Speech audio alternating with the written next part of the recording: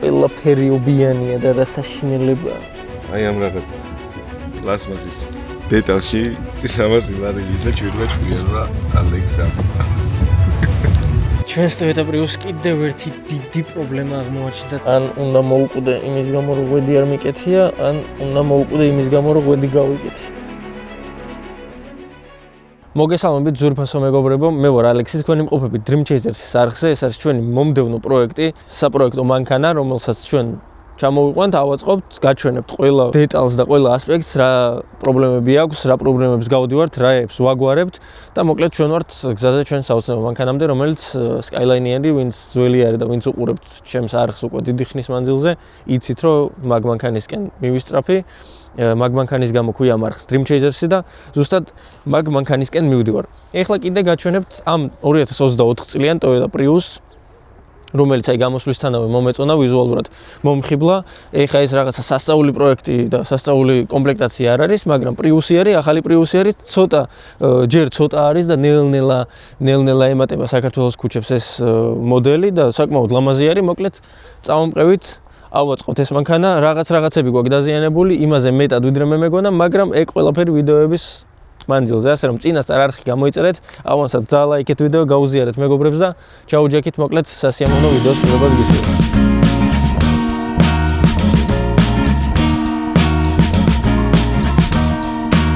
I am waiting for a bus at the end of the night under street lamp, bent face flame by the light. I'm going away. I'm going away. პირველად ყველაზე მნიშვნელოვანი დაზიანება წინა მხრიდან გვაქვს, ეს არის კაპოტი, ეკრანი, ბამპერი არ ჩამოყვა, შესაბამისად მაგ ბამპერის ნაწილებიც არ ჩამოყვა და აი დისტრონიკი და პარკინგის სენსორები არის მოხსნილი, რაც არც ისე პატარა ხარჯებთან არის დაკავშირებული და როდესაც ვეთამაშებოდი ამ მანქანას, ვიმედოვნებდი რომ ეგ ყველაფერი ჩამოყვებოდა, ვიცოდი რომ დიდი შანსია იმის რომ არ ჩამოყვეს, მაგრამ მაინც ვიმედოვნებდი. მეორე დაზიანება გვაქვს უკანა მხრიდან, აი ეს არის მიწოლილი, საბარგული არის დაზიანებული, მაგრამ დიდი არა. ამ ყველაფერთან ერთად გზაში გადაწყვეტეს, რომ ეს დაზიანება ჩემთვის საკმარისი არ არის და როგორც ყოველთვის კლასიკურად ტრადიციულად უკვე ამ არხისთვის ფრთა დაგვიზიანეს გზაში და ფრთასთან ერთად დაგვიზიანეს აი ეს სარკე და ამასთან ერთად, ყველაფერთან ერთად კიდევ მეორე მხრიდან გვაქვს აი ასეთი პრობლემა. აი ეს კარნიზიც დაგვიზიანეს, რა თქმა უნდა, იმიტომ რომ ყველაფერი რაც ამანქანას უკვე ჭირს და აუქციონიდან მოყვება პრობლემები ჩემთვის საკმარისი არ არის და მე მეტი სირთულე მჭირდება. მანქანა დაზღვეულია, მე კიდე მიჩვეული ვარ, ასე რომ წავედით და ვაგრძელებთ ჩვენი მანქანის აწყობას. სალონს რაც შეეხება საკმაოდ კარგ მდგომარეობაში არის, სულ რაღაც 44,000 მილი გვაქვს გარბენი ამ მანქანაზე. უბრალოდ ობი მოედო გზაში და მოკლედ ეს ნორმალური ამბავი არის, ხდება ხოლმე ამ მანქანაზე არ არის გამონაკლისი. რაც ჩემს პირველ აზრს შეეხება ჩვენს Toyota Prius-ზე, პირველ რიგში მინდა ვთქვა, რომ ეს წელი დავიწყე Toyota-ებით და Lexus-ით, ვისაც არ გინახავთ, შეგიძლიათ გადახვიდეთ არხზე და ნახოთ. თან 2023 წლიანი, 2023 წლის მე-12 თვე არის, 24-იანი მოდელი არის. არასდროს არ მყოლია ჯერჯერობით მანქანა, ეს არის ყველაზე ახალი მანქანა, რაც კი ოდესღაც მყოლია, ასე რომ თან ვიზუალურად ყოველთვის მხიბლავდა ეს Prius-ი, როგორც კი გამოვიდა, როგორც გითხარით. მომხიბლა ამ მანქანამ, მოკლედ ნახოთ, რამდენად კარგია, რამდენად ღირს და ასე შემდეგ. და ამ ყველაფერს ცოტა უფრო დეტალურად მიმოხილვაშიც გადავიღებ, რომელიც აუცილებლად დაიდება ამ არხზე, თუ არ გაიყიდა აი ესეთ მდგომარეობაში ეს მანქანა, რაც ნაკლებად მგონია, ასე რომ მიმოხილვასაც არ ავცდებით. გამოიწერეთ არხი, კიდევ ერთხელ შეგახსენებთ, რომ არ გამოტოვოთ არც ერთი ვიდეო. სხვათა შორის Instagram-ზე შეგიძლიათ გამოვყვეთ და ანდახან სწორად ხოლმე ცოტა უფრო ადრე, ვიდრე YouTube-ზე იდება მანქანები, ასე რომ წინასწარ გეცოდინებათ რას ვაკეთებ live რეჟიმში და მოკლედ გამომყევით იქაც. ამასობაში ჩვენ ამ Prius-ისთვის სანამ მომზადებოდით, ვიყიდეთ კაპოტი, ვიყიდეთ უკანა ბამპერის ბორად, ორიგინალი, ძალიან სწორად მივუდექით ჩემი აზრით და უკვე გამოცდილებიდან გამომდინარე ვცდილობთ, რომ ყოველთვის ყველაფერი დავახვედროთ ხოლმე მანქანას, რაც ზუსტად ვიცით, რომ არ არის და არ მოყვება. ეხლა კიდე გავაგზავნებთ ჩვენს გზას ამ ნაწილების მოგროვებაში, სანამ ერთი კვირა გვაქვს, სანამ ბიჭები დაიწყებენ ამ მანქანას, ასე რომ ერთი კვირა გვაქვს იმისთვის, რომ ყველანაირად მოვამარაგოთ ბიჭები, რომ აღარანაირი შეფერხება აღარ შეხვდეთ ამ მანქანის აღდგენისას. ჩვენი პრიუსის ფარი აი ესე იდო მანქანაში და მე მეგონა რომ ყველაფერი რიგზე აქვს, მაგრამ სამწუხაროდ აი ესე გამოიყურება უკანა მხრიდან და ესეც დაემატა ხარჯებში.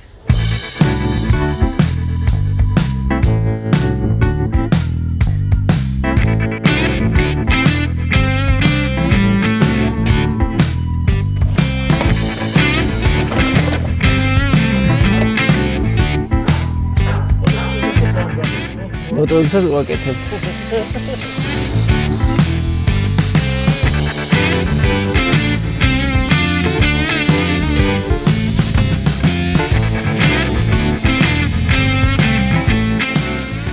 ამასობაში სანამ დრო გვექნება მოვკიდებთ ხელს იმ პატარა ნაჭერს, წავიღებთ და საღებავსაც შევუკვეთავთ, ასე რომ ყველანაირად ყველა ასპექტით მოძრაობთ და ვცდილობთ რომ ყველანაირად მაქსიმალურად სწრაფად მოვაგვაროთ ყოველი შემდეგი პროექტი, იმიტომ რომ ნუ რატომ უნდა დავიტოვოთ დიდი ხნით ესეთი მანქანები.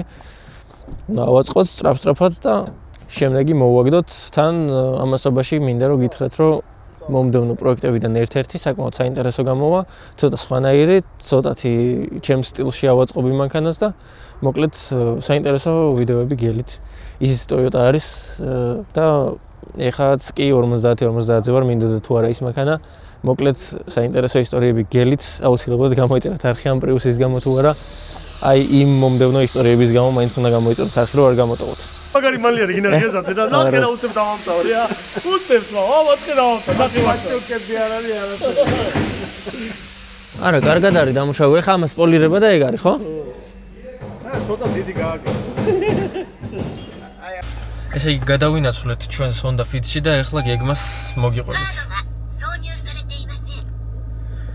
გეგმას რაც შეეხება და მოკლედ ჩვენი მანქანის სირთულეებს. ყველაზე დიდი სირთულე არის საბარგული ძალიან ძვირი ღირს, აი უაზროდ ძვირი ღირს ეს საბარგული და მოკლედ ნოვეცად რო აღვადგინოთ. რაც შეეხება ფარი ძალიან სამწუხარო ამბავი არის, იმიტომ რომ საკმაოდ დიდ თანხებს ურტყავს ეგ ფარები და რას ვიზავთ მოკლედ უნდა მოვერგოთ რამენაირად სიტუაციას და გამოვძვრეთ იმ სიტუაციიდან რომელიც დაალაგდა, ეს ნორმალურია, ანუ ამერიკიდან ჩამოყვანილ მანქანაზე ვერ გათვლის სწორად ვერასდროს ვერაფერს, ასე რომ ყოველთვის ცოტა უფრო მეც ვითვლით და ვცდილობთ რომ მაქსიმალურად სწორად დავალაგოთ ჩვენი ბიუჯეტი, როდესაც მანქანა ჩამოვიდეს. ეხლა კიდე პირველი ეტაპი არის ბამპერის შემდეგ ვიყიდით ფარს და მოკლედ ესე მივყვებით და თქვენ გამოვყვებით და ნახეთ თუ რა გზას გავდივართ ამ მანქანის აღსადგენად. ავავსეთ ჩვენი Honda Fit-ი Toyota Prius-ის ნაწილებით, მამაც უკან ზის უკვე ადგილი აღარ არის წინ. მოკლედ მივდივართ ეხლა ფარის ასაღებად, ფარს ავიღებთ და ეგ არის ჩათვალე რომ მთლიანად მოვაგვარეთ ჩვენი პრობლემები Prius-თან. რჩება მხოლოდ პარკინგის სენსორების კაბელი და სენსორები თვითონ და დისტრონიკი. მოკლედ მაგასაც მოვაგვარებთ და ეგ არის და ეგ. აჰო, კანტიც გამორჩა. უკანა მარცხენა კანტი გამორჩათ, არ ჩადეს და ეხლა მიწევს ყიდვა. ოღონდ ჯერ რა ვიცი ვერ ვიპოვეთ. მაგასაც ვიპოვით ალბათ. იმედი მაქვს.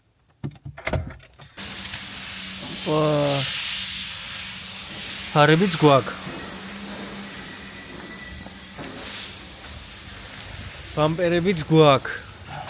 ბამპერი, უბრალოდ.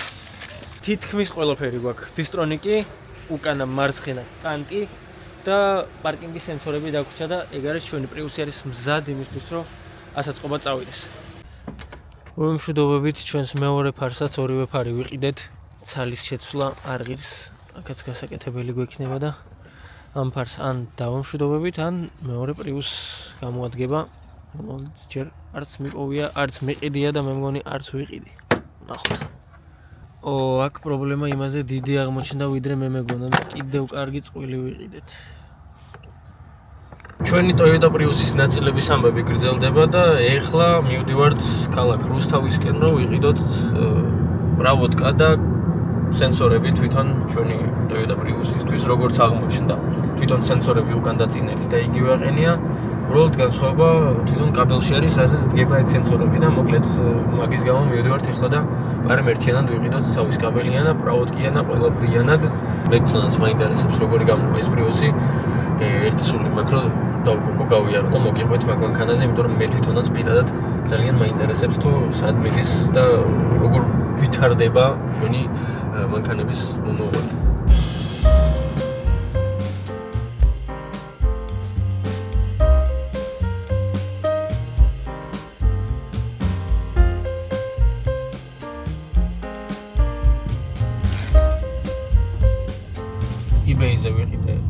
კი ეგეც რა ვიცი სანამ ჩამოვა ალბათ მანქანა შეღებისთვის იქნება მზად და უბრალოდ ეხა დაგვრჩა კანტის ყიდვა უკანა მარცხენა ფრთის რაზეც მივიდივართ თბილისისკენ ისე უკან ამიტომ ვიყიდოთ კანტი დავუტოვოთ მე ბიჭებს და დღეისთვის ჩემი ფუნქციები დამთავრდება აწი უკვე ჩავაბარებ ბიჭებს და ვნახოთ რა დრო დაჭირდება ჩვენი Toyota Prius-ის აღდგენას ესეც ჩვენი Prius-ის უკანა მარცხენა კანტი ხალხი ამას $150 აფასებს ხოლმე. eBay-ზე $200 დევს. მე $50 ვიღიდე. ჩვენი უთოს საქმეები წინ მიდის. ოღონდ თან პატარა პრობლემებიც გვაქვს რა. მოკლედ, რო დაიშალა, აღმოჩნდა რომ ჩვენი რადიატორი არის დაზიანებული. ჩვენი რადიატორის ზედა პანელიც დაზიანებულია. მაგრამ მეტი პრობლემა არ გვაქვს და ეგ დიდი პლუსია რა უკვე ვიყიდეთ რადიატორიც უკვე ვიყიდეთ ეგ ზედა პანელიც და ეხა უკვე ნელ-ნელა ვემზადებით იმისთვის რომ ეს ჩვენი Toyota Prius-ი შევაგდოთ სერვისში და დავიწყოთ ამაზე მუშაობა. ერთადერთი და დიდი პრობლემა არის ამ მომენტისთვის დრო ძალიან ვჩქარობთ, იმიტომ რომ სხვა მანქანებიც ჩამოდის და აქ შეხსენება არის იმაზე რომ თქვენ არხი გამოიწოდოთ და დაელოდოთ ჩვენს შემდეგ მანქანებს, იმიტომ რომ ძალიან საინტერესო მანქანა ჩამოგდის, რომელიც პირადად ჩვენი არხის იქნება და საინტერესო დრიფტ ისტორიები გველოდება. იმედი მაქვს. ხო და ჯერჯერობით ამ Prius ვაწყობთ, მოკლედ საქმე დუღს ან იწყებს დუღილს უფრო მარტივად რა ვთქვათ და ეს ჩვენი Toyota Prius-ი ნელ-ნელა ემზადება იმისთვის რომ აღდგეს და მე კიდე მოგიყვებით მე ამ მანქანაზე ცოტა უფრო საინტერესო ინფორმაციას მოვიძიებ, მოვამზადებ, შევფუთავ და ლამაზად ჩემებურ სტილში ვეცდები რომ ჩემი აზრი დავტოვო ამ მანქანაზე. ეხა კიდე წავედით და უბრალოდ დაველოდოთ ამ მანქანის რიგს.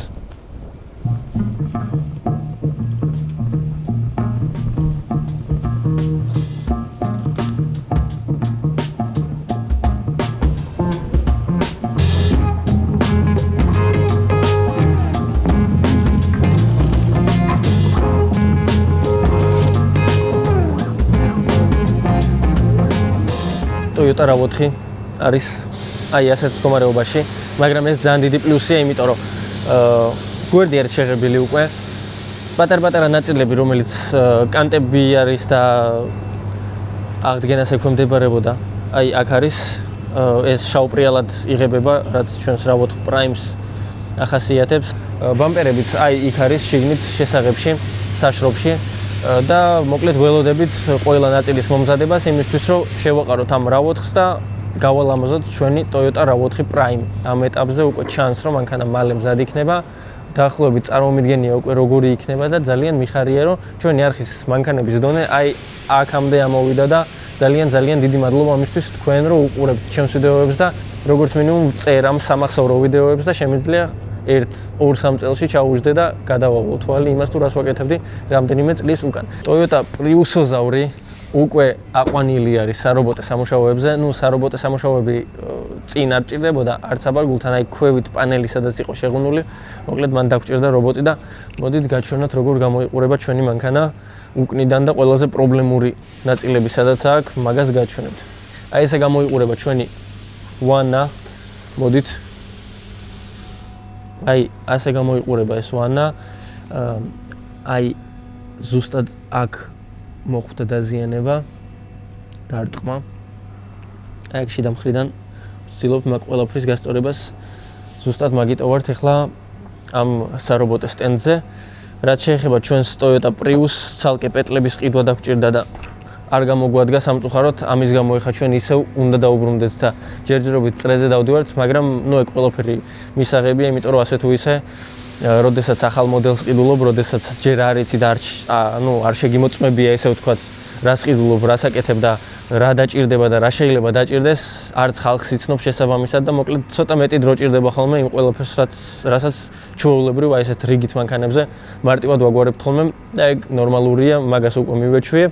ჩვენი Toyota Prius-ი უკვე ნელ-ნელა ლამაზდება და იწყებს თავის გზას აღდგენისკენ, რაც ძალიან მახარებს. სულ რაღაც რამდენიმე კვირაში ეს მანქანა იქნება უკვე სრულ მწყობრში და მე გაგიზიარებთ ჩემს აზრს ამ პატარა ლამაზ Lamborghini-ს ადარებენ ხოლმე, მაგრამ საშინელება არის მაგის შედარება და აი ხა რო ვიძახი მწვენია, მაგრამ ნუ რასაც ადარებენ, მაგას ვამბობ.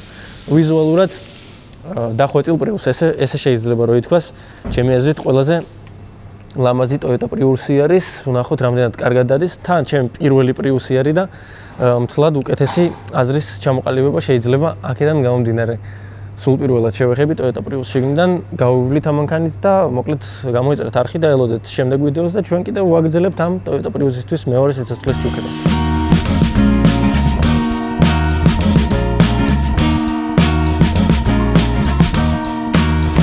I am waiting for a bus at the end of the night on the street lamp. ჩვენს Toyota Prius კიდევ ერთი დიდი პრობლემა აღმოაჩნდა და ეს არის ეს წინა ბამპერი. ესე გამოიყურება მხელა ჯიბი აქვს და მოგვიწევს მეორე წრეზე გასვლა, რაც ყველაზე მეტად მეზიზღება მანქანების აწყობისას, როდესაც რაღაცას იყიდი, მოიტან და კიდე საყიდელი გაქვს იგივე ნაწილი. აი მაგაზე მეტად არაფერი არ მძულს რა. მაგრამ რას ვიზავთ საქმე ეგეთი, წავედით, გავაგზავნოთ ჩვენი Toyota სამბები. ესე იგი, მივდივართ ჩვენს მანქანასთან. ჩვენი Toyota Prius-ის ბამპერი ძალიან მაღიზიანებს და ზუსტად ეგ პრობლემა უნდა გადავჭრათ. წავიდეთ, მივიტანოთ ახლა ჩვენი ბამპერი, იქ სადაც მეორე ბამპერი იყიდება, რადგან ისე არ მატანენ იმ ბამპერს, რომ წესიურად მითხრან, რომ იცი, ალექს, ეს ბამპერი დგება, ან არა, ეს ბამპერი არ დგება, მაგიტო ვყიდი აი ასე. ხო და რადგან არ მატანენ ისე, რომ მე წავიდე და მივაზომო ბამპერს მანქანა, პირიქით, მანქანას ბამპერი, წავიღებ იმ ბამპერს, რომელიც არ დგება, მივალ, მაღაზიაში შევადარებ ზომებით და წამოვიღებ თუ რაღაც სხვაობა ექნება. თუ არ ექნება სხვაობა, არ წამოვიღებ. აი ეგრე გადავწყვიტე, ყველაზე მარტივი გზა ეგ არის. მაგისთვის კიდე, ეხა გადავალთ წინ, ჩავაგდებთ ჩვენს წამოღებულ არაპროპორციულად განვითარებულ ბამპერს და ჩავაგდებთ მანქანაში, მერე ლუკას გავუვლით, ერთად Tesla რო ავაწყეთ. აი ზუსტად იმ ლუკას, ვისაც არ გინახავთ ჩვენი Tesla Model 3-ის ვიდეოები, შეგიძლიათ გადახვიდეთ არხზე და ნახოთ. ნუ ამ ვიდეოს უყურეთ ჯერ ბოლომდე. მოკლედ ვნახოთ და რაღაცები გვაქვს საყიდელი. ესე იგი, ბამპერი გვაქვს ყველაზე პირველ რიგში, მეორე არის კაპოტქვეშა საფარი, რაც საკმაოდ არასასიამოვნო თანხა ღირს, 300 ლარი ღირს ის ერთი წვრილი პლასმასი, მაგრამ რას ვიზავთ, ახალი მანქანა არის, ჯერ სანამ შემოიყრება და სანამ კონკურენცია დაწევს ფასებს, ავიდეთ და გადავჭრათ ჩვენი Toyota Prius-ის პრობლემები. ტობაში მამა აქ პარალელურად მუშაობს ჩვენ რა-4-ზე, ვისაც ამის ვიდეოები არ გინახავთ, შეგიძლიათ გადახვიდეთ და ნახოთ ეგეც. მოკლედ ეს წელი Toyota Lexus-ის ხაზით დაიწყო, რასაც ძალიან დიდხანს მთხოვდა ხალხი, კომენტარებში ძალიან ბევრჯერ დამიწერეს რა-4, რატო არ ყავსო? Camry-ს ვერ მივწვდი ჯერ, მაგრამ არ მინდა Camry ჯერ იყოს, რაც ყავს Toyota-ები, ყველაფერი მყოფნის. მოდი გამოვუშვი. აი ეს არის ჩვენი ბამპერი, ერთი მხრიდან არის გრძელი, მეორე მხრიდან მოკლე. სხვათა შორის, რადგან ეს რა-4 გაჩვენეთ, მინდა ვთქვა, რომ ძალიან მომეწონა მანქანის სიარული, საკმაოდ სასიამოვნო მანქანა არის სატარებლადაც და ვიზუალურადაც მომწონს, რა გადაგიმალოთ, ეს კუზავ მომწონს. შეიძლება ფერების გამო იყოს და შეიძლება იმის გამო, რომ პრაიმის რაღაც შავი დამატებები აქვს, პრიალა, მაგრამ არ ვიცი, ეს მანქანა საკმაოდ კარგია. და ის შავი Toyota-ც ტყუილად არ გაჩვენეთ, მაგის ვიდეოებს დაელოდეთ, საკმაოდ საინტერესო მანქანა გამოდგა. მაგ მანქანას დავიტოვებთ ცოტა ხნით, მაგ მანქანით ვიკატავებთ, მოკლედ ჯერჯერობით ჩვენი არხის მანქანა არის ეგ და ვნახოთ რამდენ ხანს იქნება, რამდენ ხანს დავიტოვებ და როგორი მანქანა გამოდგება, მოკლედ საინტერესო მომები გელოდებათ, ჩვენი დრიფტის სწავლის პირველი ნაბიჯები და ასე შემდეგ. მოკლედ ყველაფერი მაგ მანქანაზე არის დაყრდნობილი და დამერწმუნეთ, რომ ვეცდები, რომ მაქსიმალურად სახალისო და საინტერესო კონტენტი შემოგთავაზოთ. ამიტომ არხი უნდა გამოიწეროთ და დალაიქოთ ეს ვიდეო. მეორე ხანდახან მივარდება ხოლმე мотиваციები. მაგრამ არ ვაძლევ თავს იმის უფლებას, იმიტომ რომ ჩვენი საოცნებო Skyline არის საყიდელი, რომელიც ამ არხზე აუცილებლად უნდა გამოვაჩინო. აი, ისე არ გავა, რომ Skyline ამ არხს არ ესტუმროს. მე ლუკა და პრიუსის ბამპერი მივდივართ ამ ბამპერის მეორე ნაირი რაღაცის საყიდად. კაი, გავეთ მოკლედ. ეს უნდა მივაზომო, ხო, იმიტომ რომ ტიპმა ინახა ვიჩხუბე ძმა, მეთქი დგება თქო თუ არა და იმენა არ ვიციო. იმიტომ რომ არ დგება, არ ვიცი. მეთქი წავიღებ თქო და მანქანაზე თუ არ დადგა მოგიტანთ უკან. არა მე არ ვიბრუნებ. მეთქი კაი. ბამპერს ვიტოვებთ არ ვცვლი, ანუ არ ვყიდულობ უბრალოდ აქ, იმიტომ რომ დაახლოებით იგივე არის და აქ რადგან არ მაქვს საშუალება რომ შევცვალო, აზრი არ აქვს, ტყუილად მოვიყიდო და ორი ცუდი ბამპერი მექნება, ну მაგის რისკი დიდია. ეხლა წავალთ და რადიატორის საფარს ვიყიდით. მაგით დამთავრდება ჩვენ დღევანდელი დღე Toyota Prius-თან. შევუკვეთავთ მერე წინა ბამპერს ტაივანისას კი 1.40%-ით ძვირიჯდება, მაგრამ რას ვიზავთ, სამაგიეროდ იქ იძახიან რომ ტაივანია და იმედი მაქვს რომ ის მაინც დაჯდება. მოვედით Toyota-s ცენტრთან რომ ვიყიდოთ ჩვენი რადიატორის საფარი. ამასობაში სანამ ველოდებით იმ ადამიანს რომელმაც უნდა მოიტანოს ის რადიატორის საფარი, შევიძინეთ ჩვენი Toyota Prius-ისთვის წინა ბამპერი ტაივანის და ალბათ ხვალანზე ჩამოვა და ეგ არის მივიტანთ ბიჭებთან და დავიწყებთ ჩვენი Prius-ის საბოლოო აწყობას. აი ამ რაღაც პლასმასის დეტალში 300 ლარი ვიზა ჩვენმა ჭვიანმა ალექსა. ნუ მაწოდით რა. ეს რა არის ბიჭო ამას 300 ლარი როგორ უნდა ვიცი. პატარა შეიძლება ვიდეოს ცოტა დიდი ჩეს, მაგრამ იმენა პატარა არის რაღაცა ხლა. მე ვაფშე არ დავუყურე. Gone away. I'm gone away. And the sun gonna shine on a brand new day. ბამპერიც მოვიტანეთ როგორც იქნა, გავიდა რამდენიმე დღე იმის შემდეგ რაც ვიყიდეთ ის ბამპერი. მაგრამ რაც შეიძლება ჩვენი Prius-ი ვნახოთ. ესე იგი ბამპერი უკვე აქდევს. ჩვენი Prius-ი ელოდება თავის ბამპერს. ამასობაში უკანა ბამპერსაც ვაყენებთ. საბარგულიც მუშავდება ნელ-ნელა. ძალიან კარგი რომ ჩვენი Toyota Prius-ი უკვე დასასრულს უახლოვდება. რაც ყველაზე მნიშვნელოვანი არის ის დისტრონიკი, რომელიც გამოუწერე და მაგრამ მაინტერესებს ჩააქრობს თუ არა იმ ჩეკს და რეალურად მოერგება თუ არა, იმიტომ რომ ყოველთვის ესეთი სარისკოა რა, როდესაც ცოტა შორიდან იწერ ნაწილს. არ იცი რა. და ნუ გარანტიებიც არ არის. საბარგულიც აი ესე ნელ-ნელა თავის ფორმებს იბრუნებს. მაქსიმალურად გავასწორებთ თუნუქით და მერე უკვე სამალიარეზე იდეალურამდე მივა მაქსიმალურად, რასაც მოგცემს საშუალებას ეს ჩვენი Toyota Prius-ის საბარგული. ესე იგი ახლა ვნახავთ რამდენად სწორი არჩევანი გავაკეთეთ და ღირს თუ არა მეტის გადახდა.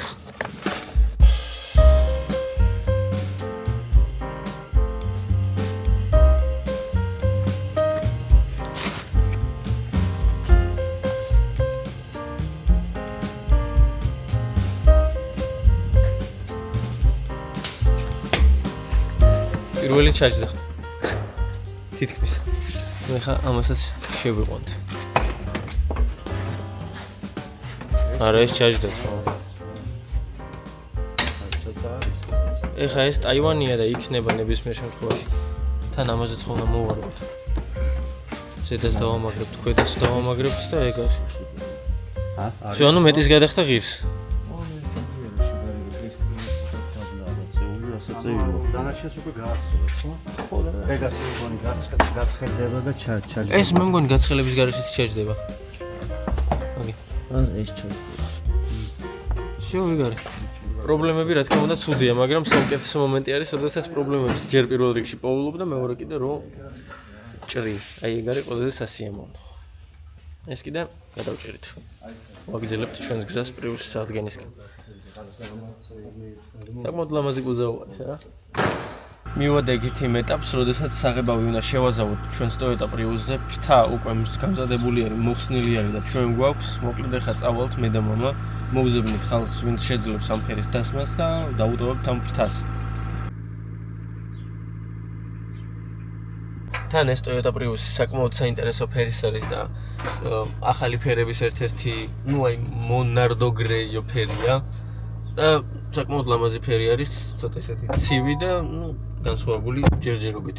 მალე დარწმუნებული ვარ ძალიან ბევრი მანქანა გამოვეგეთ ფერით, იმიტომ რომ საკმაოდ პოპულარული ფერი გახდა.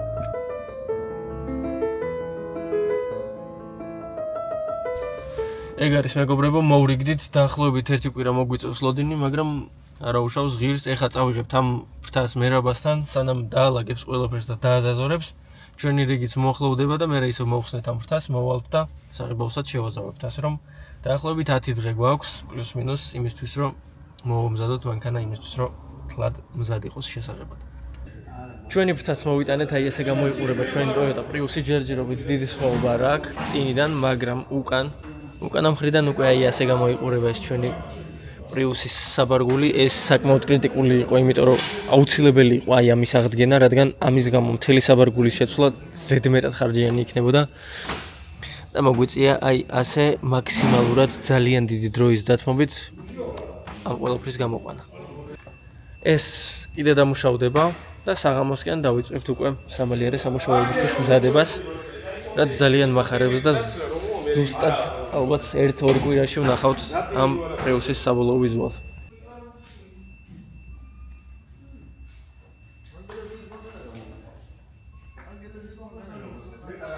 ესე იგი, ჩვენი Toyota Prius-ის უკანა სტოპი, რომელიც მოტეხილი იყო, ეხლა აი ასე გამოიყურება, ავადგინეთ.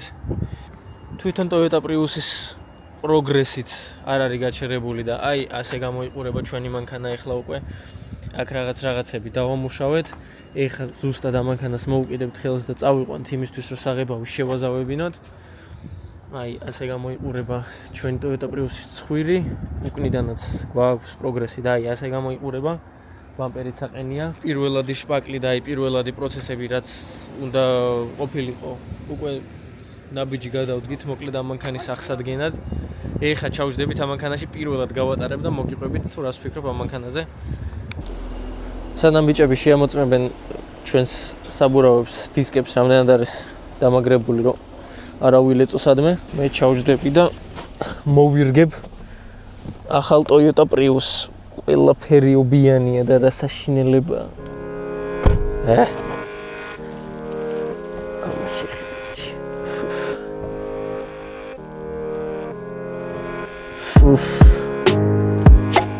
რაღაცნაირად ვზივარ თავს ვადებ. ეს რა არის? ჩავიდეთ ქვევით ერთი. საშინელი ჯდომა აქვს ამას. აქ ცოტა უკეთესია. ვერთი დავქოქოთ. არასდროს არ მიტარებია ეს ახალი Toyota Prius-ი. მენა არასდროს. თან ვერც დავქოქე, ესა გასაღები. გასაღები აქ მაგრატო არ იქოქება? არ ვიცით. არ იქოქება. თურმე ელემენტი აქვს დამჯდარი, ელემენტი კი არა, აკუმულატორი. რაღაც საშინლად ვზივარ რა, აქ არ მომჯდარ, მაგრამ რაღაც საინტერესო რაღაცები აქვს დამატებული. Prius აწერია, რომ არ დაგავიწყდეს სად ზიხარ ჩემი. აი, ასეთი სიტუაცია გვაქვს უკან. მაგრამ საჭე ძალიან არის წინ გაწეული, მე მგონი, ან ჩემზე უნდა მოვარგო ეხა ეს მანქანა და ყველაფერი სხვანაირად იქნება, ან კიდე რაც მეტად სავარაუდოა. დიდად არც არაფერი შეიძლება და ესე უნდა მივეჩვიო უბრალოდ აქ ჯდომას. აბა დავხობოთ. Ready, შევეგ არის ტრიალებს. გადავიყვანოთ ძრავზე. არის. Всё, ეგ არის. ნახოთ ეს ლეგენდარული Prius-ი როგორ დადის. წავედით. ცოტა გათფეს და დავიძარით. ფოტოებში და ვიდეოებში ყველაფერი სხვანაირად ჩანდა და აქ ძალიან სხვანაირად ვზივარ და მისაჩვევია. ჩემი თვალები. აბა არა ეს B არის, აგე D-ში ვართ. ეს B-ისთვის არის. ნელი სიარული ესაა. ნელი სიარული. აქ პრობლემა მაქვს. ან უნდა მოუკვდე იმის გამო, რომ ღვედი არ მიკეთია, ან უნდა მოუკვდე იმის გამო, რომ ღვედი გავიკეთე. და გავწმინდოთ ერთი ეს თორე. ეს ისიშებს. მენასაში გამოძრავებს. არა? არა. და ჩაწევა უნდა რა. აი ეს წინაზე რო გავაკეთეთ. რატო ყვირის? კარები არია. აჰა. არ მევასება ეს ახალი მანქანები რა. Всё, დალში უკვე ახალი ვით. Всё. მიშველეს. აბა წავედით, მე აღარ ვგონკავ მანქანებით. აუ. Всё, дворникები მუშაობს. Всё, წავედით აბა ღმერთი ჩვენსკენ. რას დადის?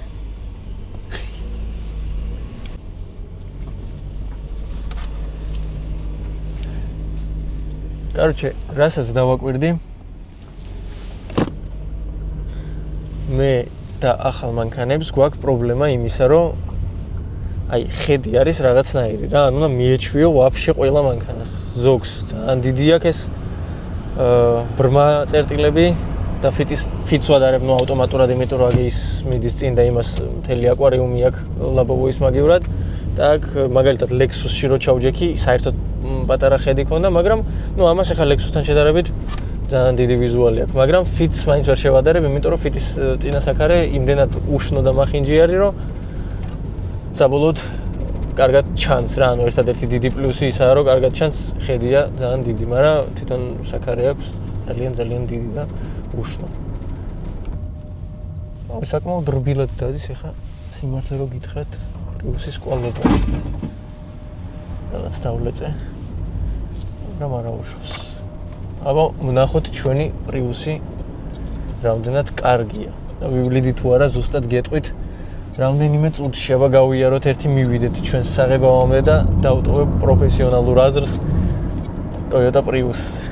სხვათა შორის აი ამ დისპლეიებს რო დავცინოდი და რაღაცნაირი ჩანდა, ეხა რო ვზივარ რაღაცნაირად მომწონს. კი საჭეფარავს ამას და დებილურად არის გაკეთებული, მაგრამ საბოლოო ჯამში საკმაოდ ბევრი ინფორმაციის წაკითხვა შეგიძლია აქ. და average MPG აქვს 49 და 5, რაც ძალიან კარგი შედეგი არის. აქ პატარა მონიტორი გვაქვს კომპლექტაციიდან გამომდინარე, მაგრამ ნუ ყველაფერი ჩანს რა. რო არ ვიცოდე რომ რაღაც ძალიან სასწაულად დიდი მონიტორიც შეიძლება რო ქონდეს, ნორმალურია რა. სარკეებიც კარგად არის განლაგებული და ყველაფერს ვხედავ. ეს სარკეც ნუ ხო პატარა არის, მაგრამ ჩანს ყველაფერი. რა, საკმაოდ კომფორტულია, სხვათა შორის მინდა რომ გითხრათ, სულ რაღაც 5 წუთი გავიდა, რაც ამ მანქანაში ვზივარ და ყველაფერი მომწონს. ჯერჯერობით რო ჩავჯექი პირველად, ნუ როგორც ყოველთვის საშინლად ვიგრძენი თავი და რაღაცა ვიფიქრე რომ საშინელებაა თქო, მაგრამ არც ისე, თან რბილად დადის, თან აი ხა მაგალითად მივდივართ 76-ით, ხო, აუშვებ გაზს. ეგრევე ჰიბრიდზე გადავედით, ვერც ვიგრძენი როგორ გადავედით, სიმართლე რო გითხრათ და ჩვეულებრივ მივყვებით ჩემს გზას ჰიბრიდით. ვფიქრობ, რომ 19-20 რო არ ღირდეს მაგალითად ამის Prime XS-ი, სიამოვნებით ვიყიდიდი და ვივლიდი ქალაქისთვის ძალიან მაგარი მანქანა არის, მაგრამ $20,000 გადახდა მანქანაში, რომელთაც A-წერტილიდან B-წერტილამდე მიხვალ და თან ჩემი ასაკიდან და მოთხოვნილებებიდან გამომდინარე, ვფიქრობ, რომ ჯერჯერობით $20,000 რომ მქონდეს, Prius არ ვიყიდიდი.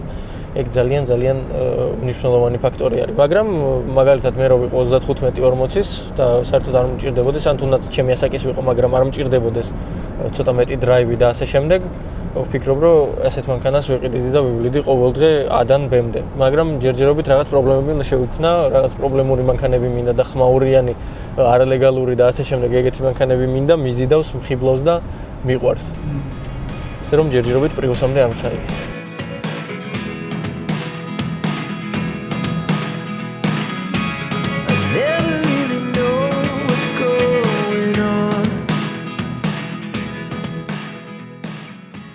მოვედით და როგორც შეგვირდით, უნდა გითხრათ, რომ საკმაოდ კარგი მანქანა არის, რო არ ღირდეს $17,000.